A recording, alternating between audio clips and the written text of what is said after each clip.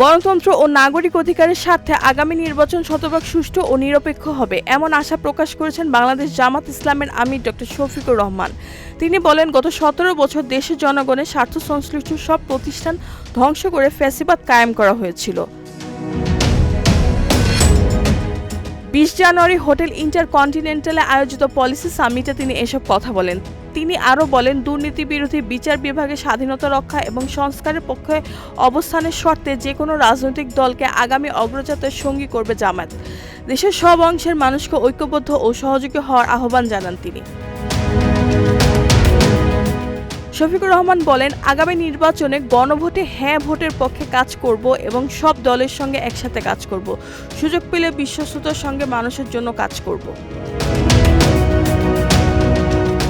তিনি নারীদের বিষয়ে বলেন, নারীদের নিরাপদ কর্মসংস্থান তৈরি করব এবং তরুণদের দেশ ও ব্যবসা বাণিজ্যের উন্নয়নে কাজ করব। এছাড়া কলকারখানা বৃদ্ধি ও উদ্যোক্তা তৈরির কথাও জানান তিনি।